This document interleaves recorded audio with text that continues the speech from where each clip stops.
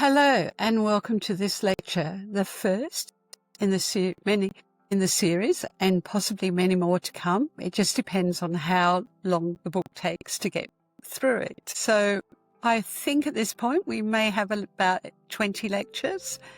But it's all part of the process of us working through the information. So to begin with is some very wise words. Humans do not need additives.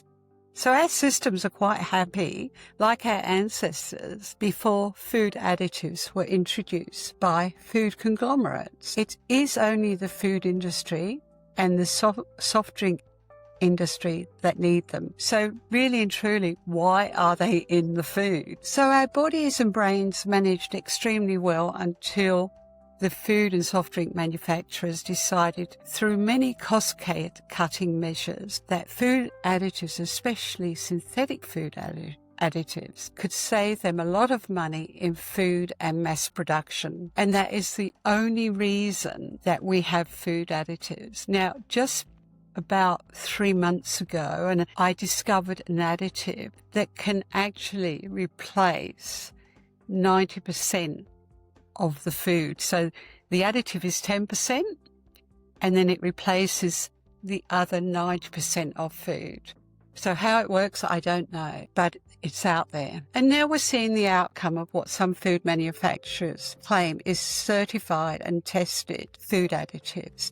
And they're put into many foods, including that of children and babies. Food additives are not necessarily from foodstuff. They can be from the petroleum industry, which is fairly frightening. So the additives, many of the additives that are going into food are not certified. So the food ingredients going into everyday food are now so tweaked that finding the original ingredients of the food is nearly impossible. So in the tutorial, I said, well, we have 10,000 and 15,000 additives, and they are becoming so easy to manipulate now because of technology that food is becoming more and more artificial, unless it's organic. But even then, you have to look at the word natural or organic, because sometimes you might see additive 202 and you think, well, that's not organic, and yet the food industry will say that's a natural additive. But many of the, say, vitamin C, which I believe is 202, many of the additives, though they are classified as organic, they can be so manipulated that they become synthetic, and there we have a problem. The story is so large, it is so big, that will we ever get to the end of it? I don't know. So the word food, as we know, means to replenish, to keep our body and brain healthy, and give us the energy to live every day. And we like to eat clean, healthy food. But unless we buy completely organic food, we possibly aren't going to get that. Now, in my research, and I think I mentioned it, the most contaminated food that we came across was flour. And this goes back to the fields where the grain is grown. And how this works is that grain is grown in a field. It is then fertilized. That grain then is cut down, and then it goes to the mill. Now, we don't know what happens in the mill because we have baker's flour, we have cake flour, we have I think there are 48 different types of flour, but we don't know exactly where that flour has originated from. So going back to the field, that corn or that barley or that wheat that has had spray put on it, what happens then when the stubble is left? Then the farmers allow the cattle to go onto the paddock to eat the stubble. So whatever has been sprayed on the field not only goes into the flour, but then it goes into the meat. And then there are lots of other processes that happen as well. So devil's in our food, and it's rather scary, but it is the most thorough piece of research I think I've ever done. And I have a lot of doctors now supporting me on the back of the book. It's identified as a good resource to go to. So we know that food is supposed to keep us healthy, and often we might eat something and you think, I don't feel too good after eating that. So you need to then look at the ingredients within the food that you've eaten. So when children and babies are given food that is contaminated, and one of the foods is rice, if I was a young mum, I'd be very careful about the rice I bought and really look into what rice and where it's from and how is it produced, because rice can be a contaminated food, and I'll talk more about that as I get on. Let's go back to the human brain. When a baby is born, it has a small brain, but it's a very functioning brain. It's growing exponentially. But that brain doesn't really grow to its correct size until it's about 7. But there are now people saying, it's a bit older. But that brain hasn't matured. And so the maturity of the brain in each person, every one of us, can go into, when we're 25, your brain can still be maturing. And now some research is suggesting that it's into the 30s. But if you give a baby or child the wrong food while that brain is developing and growing, then there are going to be all sorts of outcomes. If the food is not if it's not coming in from healthy sources. So in the classroom, and this is where we can see ADD, ADHD, often boys, 8-year-old boys, have got extra energy, I can tell you. Rather than being in the classroom, they'd be better climbing a tree, to be honest, because they have so much energy. And that goes back to testosterone, I have to say, because I have written a book on sex, sexuality and relationships, but it's not actually about sex. It's actually about how we function in relationships. And even 8-year-old boys, they're expected to function in a relationship, but some of them just can't. So we always need to look at the goodness in the food so that we can be sure that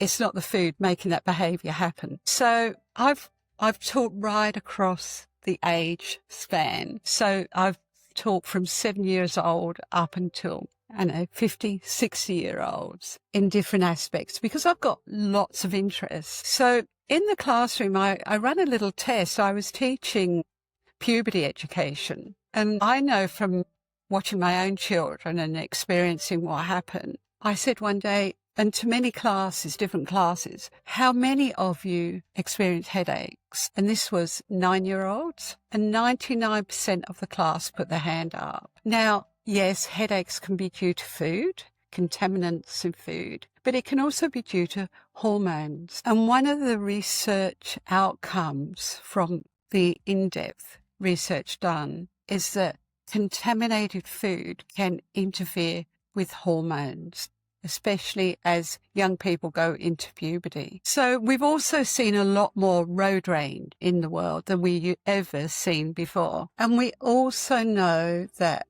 because contaminated food can lead to anger, and then we have to look at the hormones. And so with that, we have to say, if we see road rage, what have they eaten or what have they been drinking? Or if it's food that is unhealthy food. You see, what happens with healthy food? It's got all the molecules in place. It's got all the enzymes in place that should be there. In unhealthy food, the molecules are changed. But your body, your gut, your brain, your digestive system are very ancient, and food technology is moving ahead, but our systems are actually ancient. And so what we're seeing what is coming out of this mismatch between food and the ancient human system is that we are seeing illnesses, we are seeing anger, road rage, but we're also seeing Parkinson's disease and other related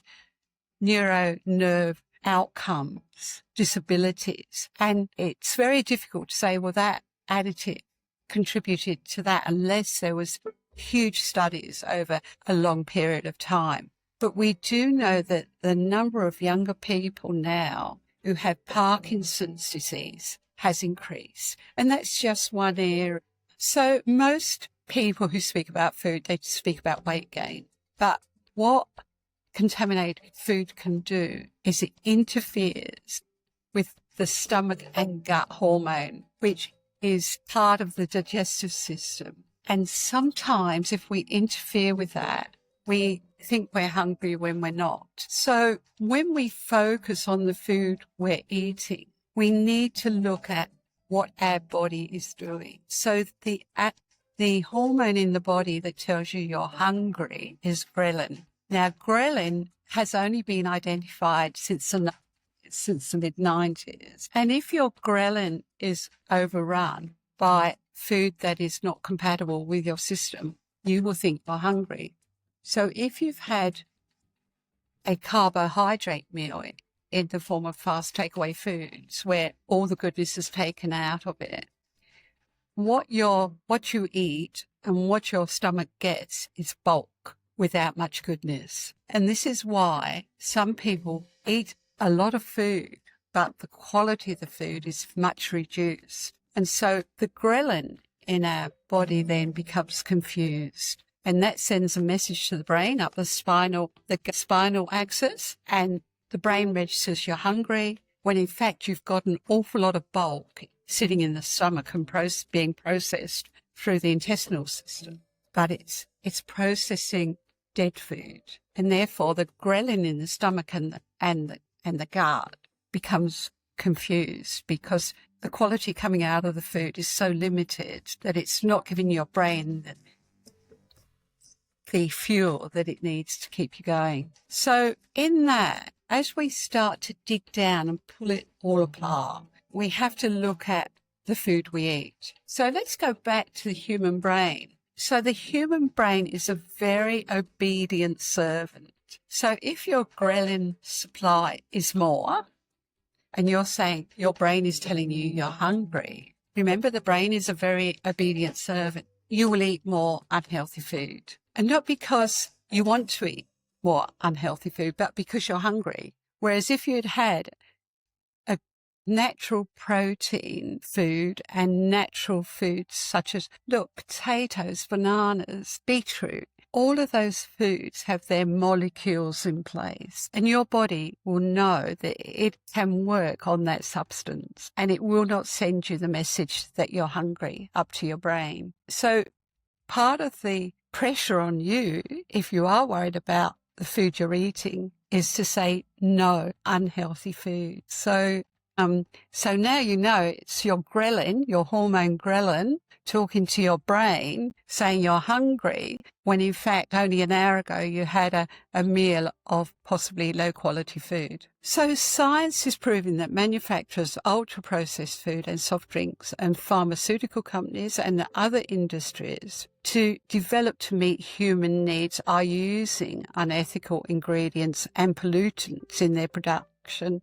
processes, including food. So as we move on, unhealthy food, synthetic additives lead to other illnesses other than obesity or putting on weight. We now know that cardiovascular conditions have developed, infant sickness and mortality, ADD, I mentioned this before about the 8-year-old boys, ADHD in children and young adults, but now it's being identified that older adults may have ADHD, and they possibly too need to look at the type of food and drink that they consume. So we go from Parkinson's disease to Alzheimer's disease, obesity, diabetes type 2, nerve and brain disease and disorders to aborted pregnancies, and more. We will have more and more research as time goes on. Sadly, there will be more pain and heartbreak. There will be more, if we don't stop this, there will be higher medical bills, more fatalities, and this will be worldwide. It's a situation that has been developing for the last 70 years. So Manufacturers of food and drink must now take responsibility for their products they produce. And it's the world population that is actually going to suffer because the margins on the products that the manufacturers are producing becomes bigger and bigger. So when our ancestors were around, they had respect for their food. You didn't see the volume of waste that you see today. So if we see the waste, we have to say, where has the respect for food gone? So we need to bring that respect back to the food we eat. Look at an animal. You buy a piece of meat. An animal is actually given its life so that you can have that piece of meat. The same with a fish. But that has always been part of the human food chain. But if we respect that animal for what it's done, then we can appreciate the very food we eat. Not only will we respect the food we eat, but we will bring better health back into the world nations. So it's not only the contaminants, but it is the pesticides and the inorganic sprays. There are many sprays put onto produce and cultivation. All of this adds up to people becoming sick and a disrespect for the food and drink that humans like to enjoy. As time goes on, we have to get away from the bright, gimmicky advertising. And manufacturers rely on that. It's very rare that you see it on a fast food advertising segment. It's very rarely that you see the quality of the food suggested. It's always about the fast, the young people normally taking a big chunk of chicken or the new burger, but you don't actually see the word quality. You see the images of people enjoying themselves, but we don't get down to the nitty-gritty of what food should be doing for the human body. So manufacturers are very well aware. They are aware of the bliss point. So when they make a cheesecake, they know how much fat, how much salt, and how much sugar. And those ingredients could be artificial ingredients in a manufactured, say, cheesecake. And it goes back even further. And those three ingredients in our brains, we are hardwired to want that. Now, our brain doesn't say to us, that's artificial sugar. That's artificial fat. That's artificial salt. All the brain registers when you eat a piece of synthetic cheesecake is the fat, the salt, and the sugar. Because that's all the brain knows. Because that's almost prehistoric. And that was part of our survival, to have the fat, to keep us warm. The brain needs quite a lot of fat to have the sweetness. And normally it would come from our ancestors would have eaten many grasses, some seeds, and we have stevia, which is a natural sweetener, but that originally was a grass. And then for sweeteners, people would harvest the honey and they would store honey in jars and they would have it right throughout the year. But we are, as individuals, we are hardwired to enjoy fat, salt and sugar. Even if it's synthetic, your brain will not register that. This is an interesting fact. Before 2002, corporate food manufacturers could add up to 10% of food additives into their products. Now, for instance, let's look at the pie chart again.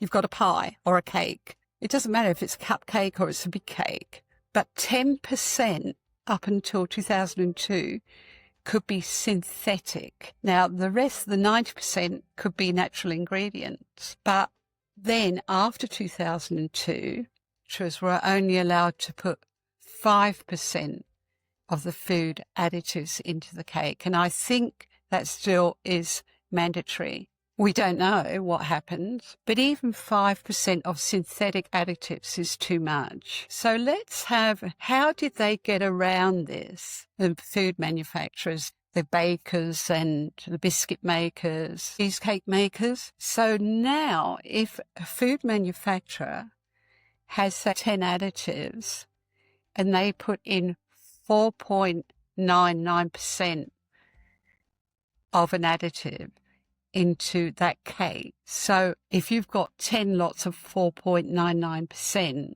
how much of that food is additive? So remember, so it's a 10%, so it's a cake, and food manufacturers are allowed to now to put 4.99% of additives into that cake. If you've got 10, how much? You'd have 90% of, or 90 odd percent of additives in that cake. So we don't know exactly what is going into some foods. And I'm not saying that they do that.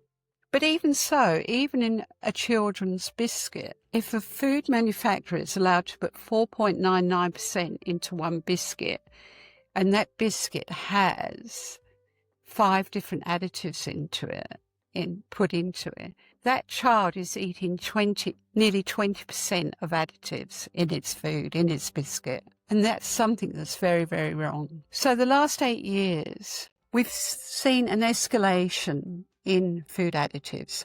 We don't know how we're going to stop it. We can all eat organic or grow our own food. So we're all exposed to this. And foods are readily available in supermarkets, casual fast dining outlets, hotels, restaurants, school canteens, airlines, and outlets selling food and drink, like on motorways. So what happens with additives? Additives, because they're not recognized by the gut and the molecule is different to what the gut knows and will accept, cannot leave your system. This is where they can accumulate in the human system. And this could be one of the reasons for Parkinson's and Alzheimer's. So when we look at the food we're eating, if the molecule plays such an important part, what are we going to do about the food that we're going to eat? So if these foods continue to have more and more dangerous additives put into them, we are going to see a lot of sickness in the world. So much of this information is being overlooked. So as I've said, we know now there's possibly 15,000 additives in the world food supply chain.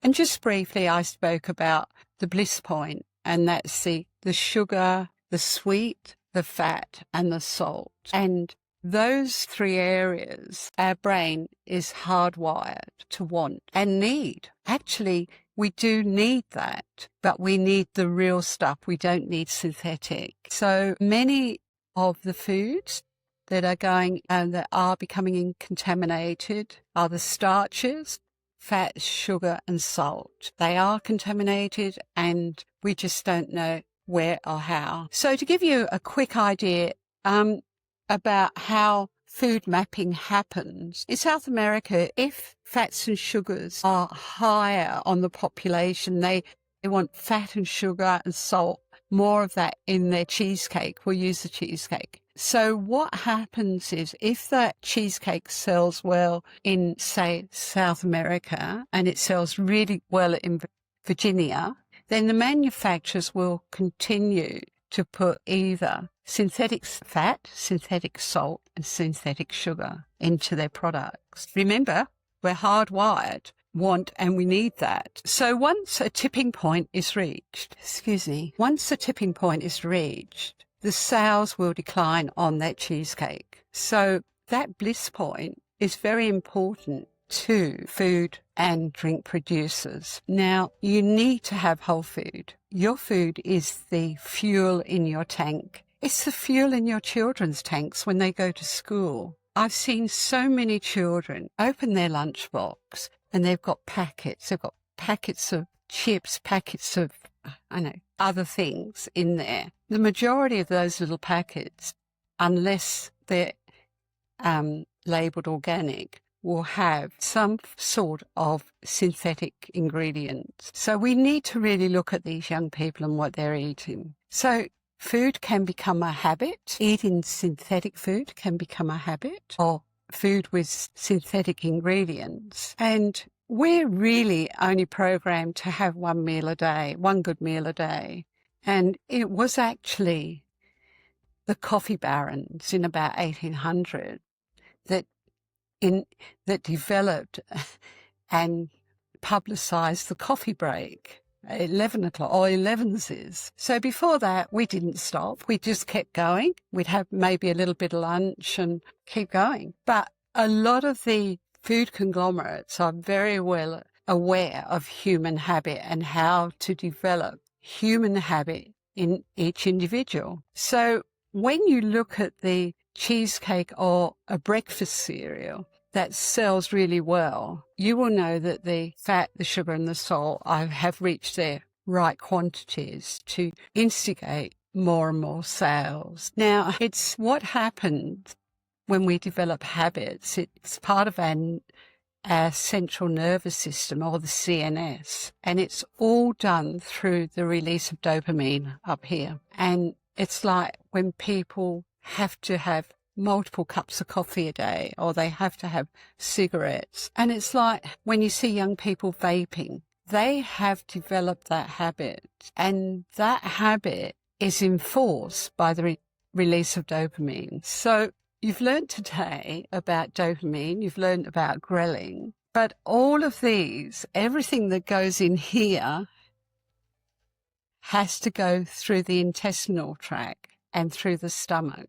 And isn't it only right that you should put only the good stuff through there? It is your health, it is your body. So a lot of this will go back to, and I will keep reinforcing the different areas where the brain, the food we eat, the nervous system, the gut reaction, even the palpitations in the heart, how we are so interconnected. It's not just about food. It's about the whole of the human being. So we're nearly at the end of this first lecture, but please do some really careful thinking and take notes. Look at yourself. Even the book is available. Now, one of the things that I haven't mentioned is mouth feel. That's mouth and feel. We have feelings in our mouth. And what that does, if we like something, really like it, and often you can go past a cake shop, a really beautiful patisserie,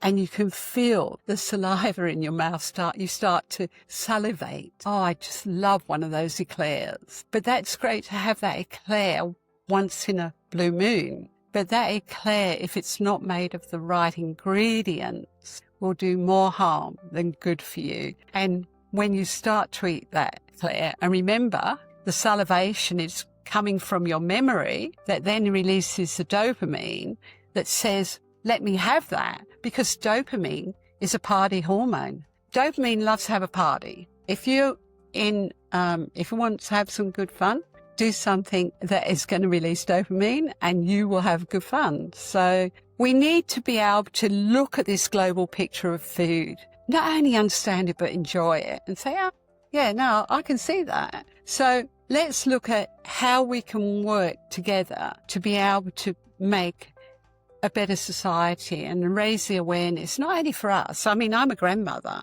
and I'm concerned about my children and my grandchildren, but it's about people after that. If we don't start telling them now, who is going to tell the future generations about the food that is being so contaminated in 2025 and the 21st century? So I hope you've enjoyed this. I love giving it and I love speaking to people. So we need to be able to take on board the information and enjoy it, regurgitate it up here and look back at it and say, oh, okay. And just think, be proactive in your thinking so that you know that though it looks really nice, no, I won't eat it because.